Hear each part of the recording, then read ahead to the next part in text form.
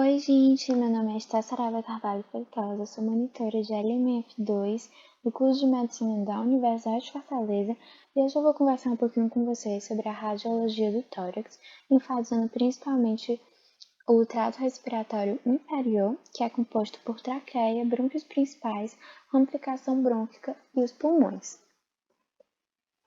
Bom, antes de começar a radiologia propriamente falando, eu queria conversar um pouco com vocês sobre a anatomia. Então, eu trouxe essa imagem para vocês porque ela é muito boa para você observar que a bifurcação da traqueia vai ocorrer basicamente no nível do ângulo external, que é justamente na junção do manúbrio do externo com o corpo do externo. Trouxe essa imagem também para vocês se lembrarem da anatomia que o nosso pulmão direito vai ter 3 lobos, lobo superior, lobo médio e lobo inferior, enquanto o nosso pulmão esquerdo só vão ter 2 lobos, lobo inferior e lobo superior e lobo inferior. Porém, o lobo superior vai ter essa porção que a gente denomina de língula, mas não é um lobo, é uma parte do lobo superior. Trouxe essa imagem aqui também para vocês terem uma vista posterior, porque então se está uma vista posterior, esse é o pulmão esquerdo e esse é o pulmão direito, porque apesar de se chamar de lobo inferior, os nossos lobos inferiores, eles não se delimitam a essa porção mais da base do pulmão, eles vão até bem em cima mesmo, como dá para ver melhor nessa imagem. Aqui é uma vista lateral de cada pulmão e dá para ver muito bem também as fissuras pulmonares, né? Aqui é a fissura oblíqua do pulmão esquerdo, que vai dividir em lobo superior e lobo inferior. E aqui é as fissuras do pulmão direito, fissura horizontal e fissura oblíqua, que vão justamente delimitar o lobo médio do pulmão direito. Eu trouxe essa imagem aqui também para vocês perceberem que a bifurcação da traqueia, né, ela não ocorre de maneira igual para cada brônquio. O brônquio principal esquerdo vai ter uma abertura maior, ele vai ser mais horizontalizado, enquanto o brônquio principal direito vai ter uma angulação menor, sendo assim mais verticalizado. Isso é muito importante saber porque tanto na radiografia quanto na tomografia vocês vão poder perceber essas diferenças de angulação, certo? Então tenham isso em mente. Bom, falando agora da radiografia de tórax propriamente dita, vocês precisam saber alguns conceitos básicos. Que a radiografia de tórax ela é feita principalmente em PA, no pôstero anterior, ou seja, o paciente fica de costas e os feixes de raio-x penetram no dorso do paciente. E cada radiografia vai avaliar a opacidade. Então, vai avaliar se as estruturas são radioopacas ou radiotransparentes. E o que seria isso? Se uma estrutura for radioopaca, significa que ela não vai ser tão permissiva à passagem dos feixes de raio-x. Então, elas vão ficar mais brancas na radiografia, como os ossos e os metais. Se uma estrutura for radiotransparente, ela é mais permissiva à passagem dos feixes de raio-x. Então, ela vai ficar mais nas escalas de cinza ou até mesmo no preto, que seriam justamente as partes moles, gordura, pele e principalmente o ar. O ar, ele fica bem mais preto mesmo. O pulmão, ele não vai ficar completamente preto, até porque tem outras estruturas aqui em cima, né, como os ossos, os músculos e, enfim, pele, gordura. Então não fica totalmente preto, mas fica bem mais escuro do que as estruturas ósseas.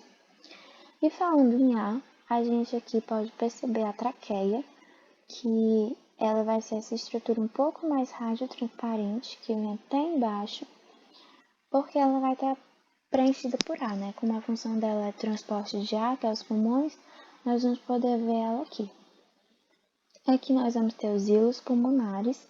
Percebam que o hilo pulmonar esquerdo ele vai ser mais alto do que o hilo pulmonar direito, cerca de 2,5 centímetros mais superior. E outras estruturas que é sempre bom vocês saberem, né? Que são as clavículas e as escápulas. Bom, outro conceito que vocês precisam saber é a questão da provável localização das fissuras na radiografia. E só lembrando que as fissuras elas são invaginações da pleura visceral no parênquima pulmonar, ou seja, é como se o tecido da pleura visceral entrasse nos nossos pulmões, dividindo. E essa invaginação vai dividir nosso pulmão justamente nos lobos, o lobo superior, médio e inferior no pulmão direito e o lobo superior e inferior no pulmão esquerdo. Então, aqui nessa imagem, em PA, a gente pode ver a provável localização da fissura horizontal. E aqui no perfil a gente pode ver a localização da fissura oblíqua e da fissura horizontal. E por que é importante você ter duas incidências? Porque para você topografar uma lesão, você precisa ter noção de dimensão, você precisa ter noção de profundidade, coisa que a radiografia em PA não vai lhe dar. Por exemplo, se uma lesão aparecesse bem aqui, você poderia dizer, assim, bater o olho e dizer, não, tá no lobo inferior. Mas não é bem assim, por causa disso. Se uma lesão aparecer bem aqui, logo abaixo da fissura horizontal, ela pode ser do lobo médio, ou ela pode ser do lobo inferior. E se ela aparecer aqui, não necessariamente ela vai ser do lobo superior, porque como a gente viu lá no começo da aula, o nosso lobo superior não é só até aqui, ele vai até bem em cima mesmo. Então, por isso que você precisa realizar uma radiografia em perfil para poder ter essa noção de profundidade. Então, aqui você veria fissura oblíqua e fissura horizontal, e a imagem, e você poderia delimitar bem os lobos, desse jeito. Acima da fissura oblíqua e horizontal, você teria o lobo superior, abaixo da fissura oblíqua você teria o lobo inferior, e entre as duas fissuras você teria o lobo médio. E lembrando que isso vale para pulmão direito, porque o pulmão direito tem 3 lobos. Mas se nós estivéssemos falando de pulmão esquerdo, é só lembrar que não terá fissura horizontal. Então, o que for acima da fissura oblíqua seria o lobo superior e abaixo da fissura oblíqua seria o lobo inferior, certo? Bom, aqui, vale só a pena ressaltar que isso daqui não é algo patológico nem nada. É só que a pessoa tinha um piercing no mamilo, né? Como eu falei, os metais ficam brancos na radiografia. E essa pessoa tinha um piercing no mamilo, aí ele apareceu aqui na radiografia, mas não é nada patológico. Patológico mesmo é isso daqui, que é uma opacificação alveolar no pulmão esquerdo. Que é no pulmão esquerdo a gente já sabe o que é. Mas não dá para delimitar com certeza qual é o lobo em que nós estamos, porque o lobo inferior a gente viu que vem até aqui em cima, e o lobo superior é desse jeito aqui, né? Então, a gente precisa de uma radiografia em perfil para avaliar com certeza em que lobo esse achado vai estar. E fazendo a radiografia em perfil e traçando a fissura oblíqua, a gente pode ter mais ou menos uma noção de que essa lesão, essa opacificação alveolar, vai estar no pulmão esquerdo, no lobo inferior do pulmão esquerdo desse paciente. E lembrando, mas você pode se perguntar, na radiografia em perfil, como é que eu vou saber qual é o lado, se é o pulmão direito ou esquerdo?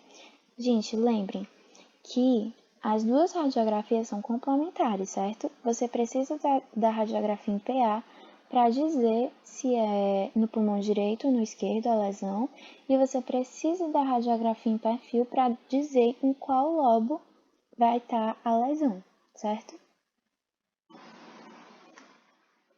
Então, falando agora sobre os segmentos broncopulmonares, nós de cara já conseguimos ver aqui o segmento apical o segmento apical é o segmento posterior do lobo superior do pulmão direito e o segmento ápico posterior do lobo superior do pulmão esquerdo.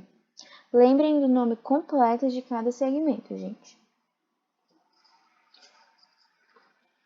descendo um pouco mais ou menos aqui no nível da crosta da aorta que vai se formar, nós já começamos a perceber os segmentos anteriores dos lobos superiores. Então, seria o segmento anterior do lobo superior do pulmão direito ou esquerdo, a depender do lado.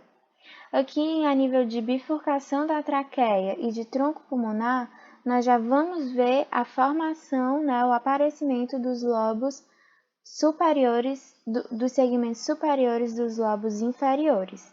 E aqui o segmento lingular superior já começa a aparecer e aqui o segmento lateral do lobo médio. Aqui o segmento lingular inferior também já começa a surgir e aqui do outro lado o segmento medial do lobo médio. Aqui nós já começamos a ver o surgimento de alguns segmentos basilares. Então, aqui nós vamos ter basilar medial, basilar anterior, basilar lateral e basilar posterior. Aqui a mesma coisa, basilar medial, basilar anterior, basilar lateral, basilar posterior, tá certo? Esses são segmentos do lobo inferior. E é isso, gente. É uma matéria um pouco complicada, mas eu acho que parando, assim, olhando as imagens, para saber em que altura, assim, em que nível está cada segmento, vocês conseguem, sim, aprender essa matéria bem tranquilamente. Então, aqui a gente vai conversar um pouquinho sobre a ramificação brônquica. Aqui, a gente está vendo a traqueia, né? Bem aqui, nesse nível mesmo, antes de começar a ramificação brônquica propriamente dita.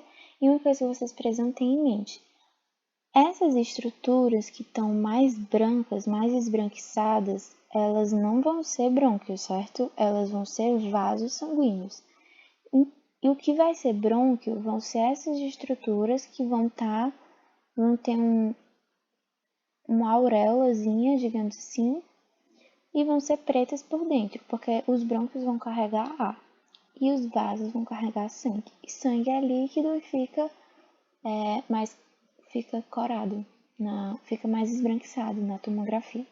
Então aqui é a traqueia, e descendo um pouco mais a gente já percebe a bifurcação dela. Aqui vai dar origem ao brônquio principal de esquerdo e aqui o brônquio principal, na verdade, brônquio principal direito, perdão, e brônquio principal esquerdo. Aí aqui, descendo um pouco mais, certo? A gente já vai ver o brônquio segmentar apical, que seria esse daqui, e o brônquio segmentar ápico posterior, que seria esse daqui, tá bom? Descendo um pouco mais, a gente já vai conseguir ver. Aqui continua a mesma coisa, brônquio segmentar apical, brônquio segmentar apical, que a gente já vai conseguir ver o brônquio segmentar posterior. E aqui continua brônquio segmentar ápico posterior. Aqui a gente já começa a ver também o brônquio lobar superior, que seria esse tronco aqui, certo? Que antes a gente não estava vendo. E é basicamente isso, que continua sendo o brônquio principal esquerdo, brônquio principal direito, brônquio lobar superior, brônquio segmentar apical e brônquio segmentar posterior. E aqui, brônquio segmentar ápico posterior.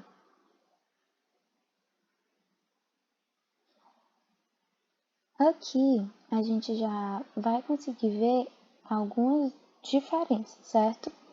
Aqui, nós já vamos conseguir ver os brônquios segmentares anteriores, tanto do lado direito quanto do lado esquerdo, certo?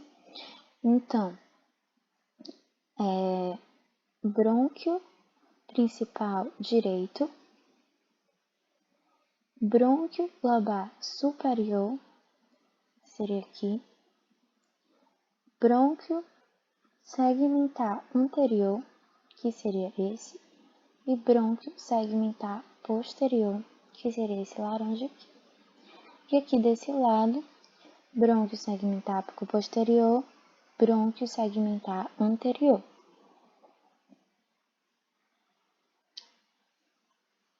Aqui também não tem tanta diferença, continua basicamente a mesma coisa, anterior e ápico posterior, anterior, e aqui continua sendo brônquio lobar superior, certo? Aí aqui eu baixei mais alguns níveis, e a gente vai estar mais ou menos bem aqui, certo? Vejam bem esse corte, é como se eu tivesse feito um corte bem aqui. Então, essa estrutura seria o brônquio principal esquerdo. Lembrem que a gente está bem aqui, ó, nessa altura. É como se fosse um corte bem aqui. A gente está vendo o brônquio principal esquerdo, o brônquio lobar superior, ó, brônquio principal esquerdo, brônquio lobar superior, e aqui seria o brônquio lingular. O brônquio lingular não é uma terminologia anatômica, mas é frequentemente utilizada para denominar essa região aqui, porque é como se fosse um brônquio lingular antes dele dividir em superior e inferior, certo? Então seria ele bem aqui. E nessa região, que seria mais ou menos aqui nessa altura correspondente, seria um brônquio intermediário. Lembrando que brônquio intermediário também não é uma terminologia anatômica, mas é frequentemente utilizado para delimitar essa região, chamar esse tronco aqui, né? Porque ele nem vai ser inferior ainda e nem vai ser médio. Então é como se ele fosse intermediário. Mas lembrando que isso não é uma terminologia anatômica. Aí descendo um pouco mais, a gente já vai começar a ver do lado esquerdo, né? A gente vai começar a ver o brônquio lobar inferior, que seria esse daqui. A gente é como se estivesse nessa altura aqui agora.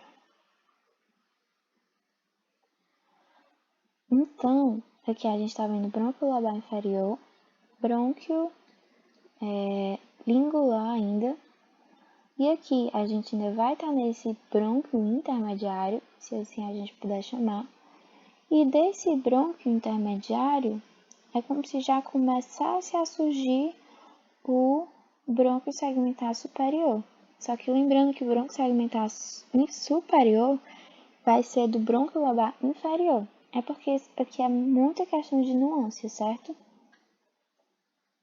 Descendo um pouquinho mais, vê que a gente nem mudou tanto, a gente já vai começar a ver o brônquio lingular superior, o brônquio lingular inferior.